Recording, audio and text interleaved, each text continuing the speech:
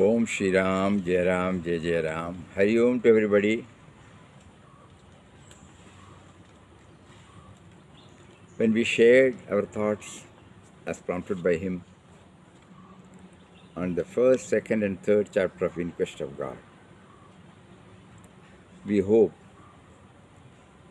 everybody would have done some intense manana on it. Before we take up further, we will have 5 minutes Ram Nam, intensely, as usual, devotionally charged. Before we chant Ram Nam, all of us have been asked by Papa to have the proper mental attitude so as to eke out the maximum benefit from the chanting. So, one of the proper methods, is that we should feel, not the thing, we should feel that he is making us to chant. As we are not habituated to it, now he is offering an opportunity for us to try first in chanting. Say 5 minutes chanting, it's not a big affair. During this 5 minutes chanting, part of the mind will definitely concentrate on, it is he who in the form of life, in the form of awareness, is prompting from within to express through our mouth the holy and all-powerful Nam. Okay, with that background, we will chant.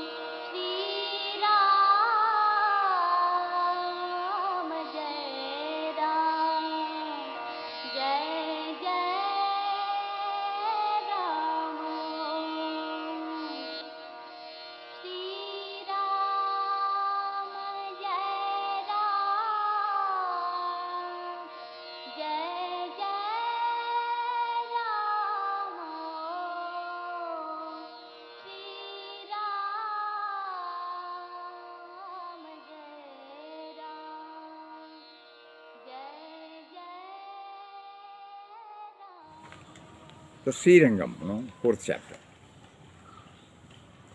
Normally, when we are involved in a particular line of activity, we call it a sadhana or anything, we become insensitive to anything that is happening outside.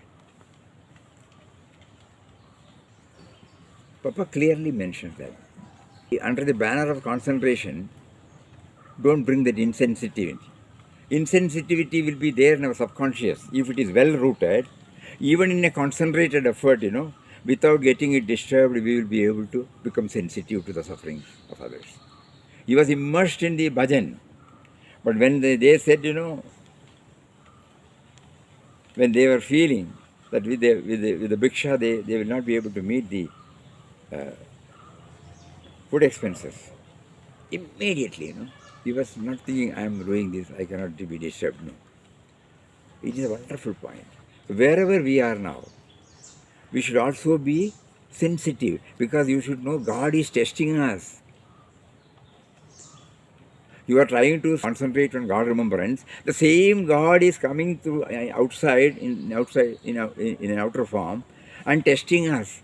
So there is no disconnect. There is a disconnect only when we feel this is separate, that is separate. We don't know how far we have made it clear. So there is no question of any disconnection there. So we have to be sensitive.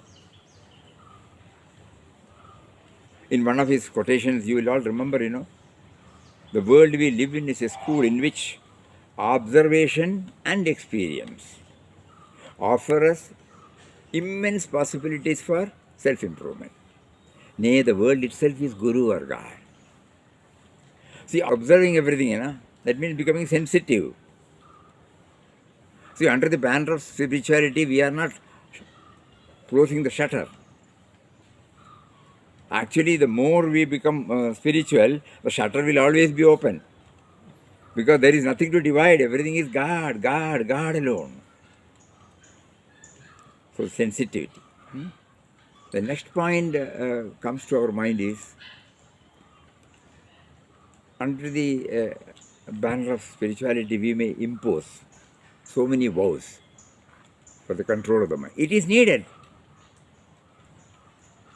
Otherwise, we will not be able to control. It will have its own. It will control us, yes, as it has been controlling us. But let us not follow somebody's.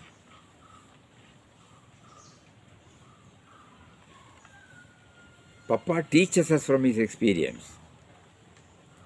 Because then only we will be able to go along with the vow.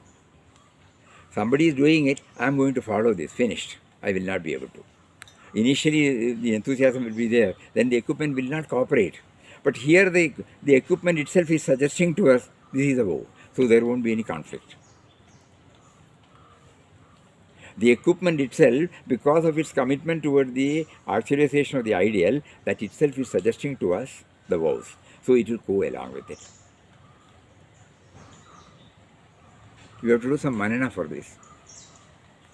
Next point that comes to our mind from the fourth, is that we should evaluate whether the contentment is always there. That is the touchstone. You just imagine, on those days, 1922, he is having 9 rupees with him, and he gets a bhiksha of cotton. He has taken a vow that he will be purely living on bhiksha. Normal person, no? Normal person. What will be the tendency? Suppose we are there, what will we do? At least we will take 2 or 3 annas, On that day, that was enough to have a meal or to something. But here, what did he do? The way in which he has expressed, something we can never forget.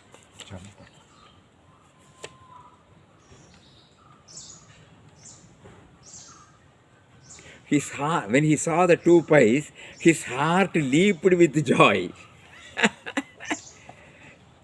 Apply your mind, a person who is having 9 rupees,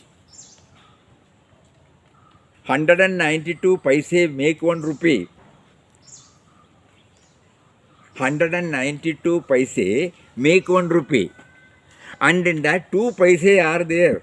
And he has got a 9 into 192. That means more than 2000, na? Or 1900. 1900 paise is there, but that is not his now. And so this 2 paise, and he did not say, oh, I was satisfied. No, leaped with joy. It is a wonderful point on which we should. Contentment, fullness. And he has been able to train that. These are all the contributory factors for his speedy spiritual progress, on which we have to keep on thinking about it, However much we say, however, it will not help us unless we go through the whole thing. Where is 192 paise? Where is 2 paise? And 9 into 192 is my cash balance. That means, to be more precise, 1992 paise is with him. 8 paise is not there, that's all. And still, this 2 paise, gave him bliss. A blissful experience. Please think about it.